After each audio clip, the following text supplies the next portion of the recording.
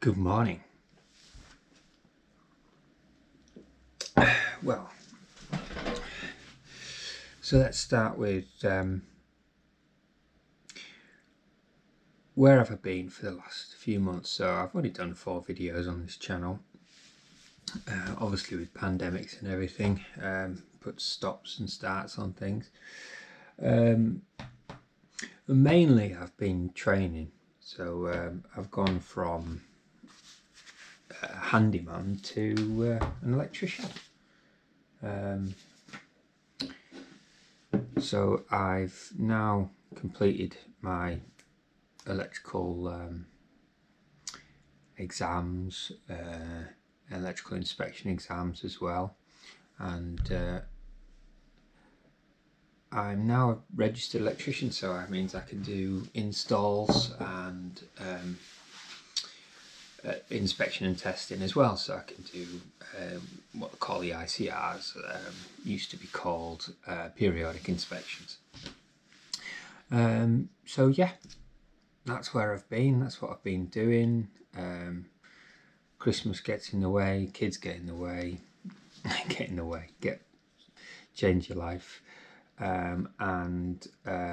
So basically, yeah, this is me attempting, probably for about the 4th time now, to get some videos back up. I've gone about it slightly different this time, so I can get a bit more structure to my videos. When I started, I was just trying to make 1 video a day, but this time I'm going about it a bit more thoughtful, working out what I'm going to do. Anyway, well, we're here. So I've got it on super wide, making use of this GoPro Max. What I'm going to show you is what I use for pat testing. Tablet. I use software called QPAT by SimplyPat. So it's a free bit of software. You can add customers in. Try and show you some details, and then you sort of put pat test results in. I'm just tied in properties and stuff. On top of that, I have I used to get sorry if I'm touching the camera so I can see the screen. I used to buy these things from Q-Tech, but I get some pre-printed ones now off Amazon. They're a lot cheaper and they work better. These have got like some sort of plastic coating on them, and they're hard to write on sometimes. So these ones work. And also, so basically I've got my pat tester here. It's a bat pat, first stop bat pat. Now this is a pat checker.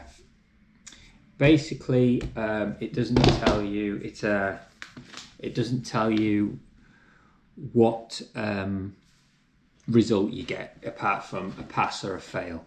So basically plug it in, whether it's class 2, class 1 plastic, class 1 metal, or it's even got power cord, and it's even got a long lead. It's very cold at the minute, so probably need a bit of a charge up because it's been in the back of the van.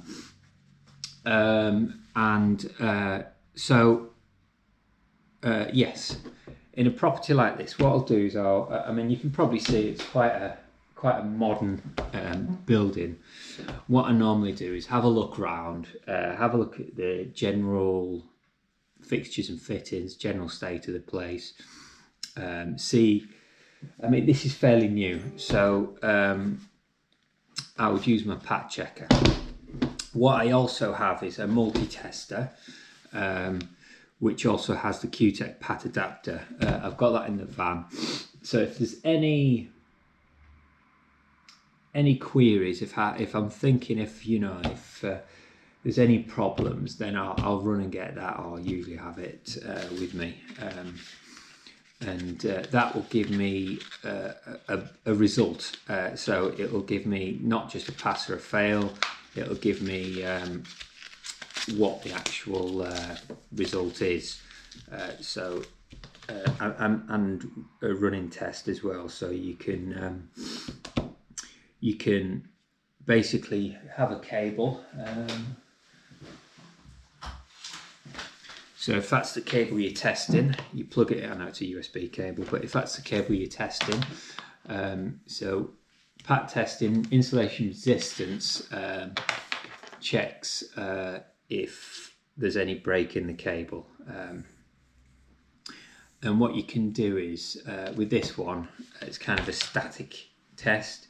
You plug it in, it checks the cable in situ. With the multi-tester, with the multi-tester, you can plug it in and you run a continuous test, and you can flex the cable about and see if there's any breaks, and then it'll work that way. Anyways, so that's kind of how I do it. What I do is I run around the house, have a basic idea of how many items, write a few out, because you're going to pass them. Have a look, see if there's any that look a bit dodgy or anything like that. Just have a quick run over, have an idea how many items you've got to do, and then count them up. Then at that point I usually sort of fill in the customer details on there, and then start. Sometimes I work up and down depending on how I feel. I'll probably start in the kitchen and work my way up. Anyway, while I've got you, I'm going to show you basically what this property is about. So, right, we're in Linear here. So this is the living room, living space, and kitchen area. And then you go upstairs. Quite a nice bathroom in there. It's quite a nice place there. And you've got a bedroom here, again with an ensuite.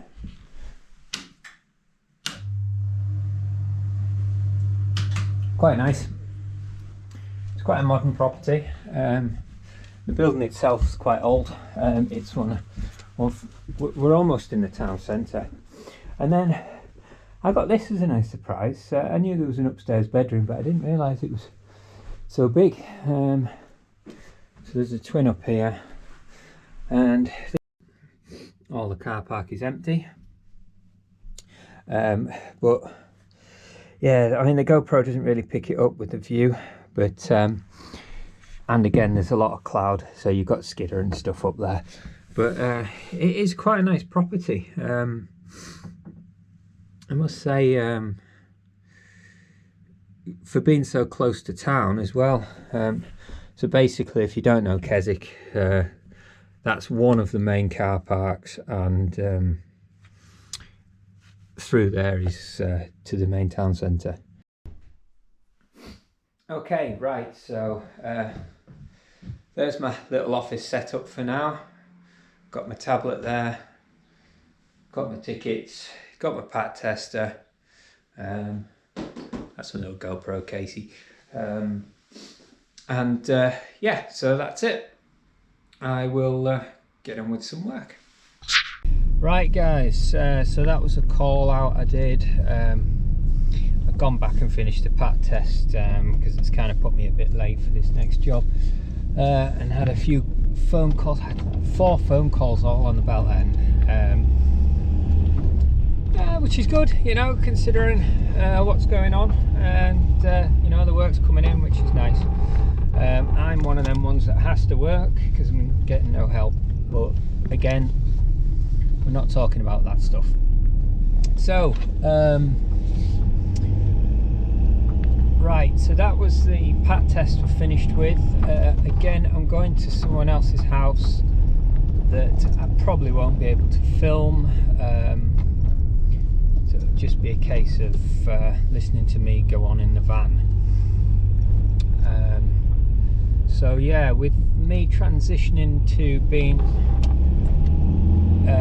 electrically qualified and registered, so Part P registered, means that I can do I can take on a lot more work than I would normally turn down. I've turned down quite a lot of electrical work in the past, plumbing work and things like that. So it just means that I've now got the ticket to self-certify. I can do a lot more work, and you know, I'm insured to do that kind of thing. I did have to change my insurance. It's all you know, you've got to get professional indemnity and things like that, which I have, and then get your work signed off. So yeah, so I've been drilling a hole through a wall with this. Did use a 20mm, but I'm now having to upgrade to this thing, big old 25mm SDS.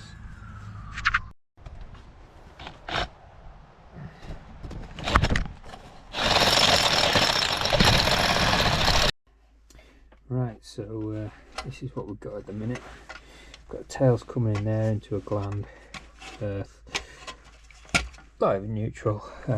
I just sort of fitted it in the box. These are loose because they're going to go into the Henley block, and that's going to be the feed. Just have to drill it out a bit bigger, but it fits quite nicely. It doesn't touch the back there. That's a 16mm earth, 225mm tails. And fits in there quite nicely. Oh, and we're back. So there we go. I did a finished off that consume unit, and it got a bit busy, so I couldn't finish off the video. So that consume unit was going to feed a shed. So the shed had its own consumer, but it was taking more than what an average shed would. It was more like a workshop, so I put it on some Henley blocks and then put an 80 amp breaker in there, and fed it straight down to the consumer, and then obviously wired in the consumer at the workshop. And that's what that was about. And so basically I haven't done an outro. I didn't do an outro when I was on site, so just doing a quick one now. And yeah, hope these videos are helping people, or I'm not very inspirational. I maybe need to be a bit more happy on my videos or something, but anyway, we're learning.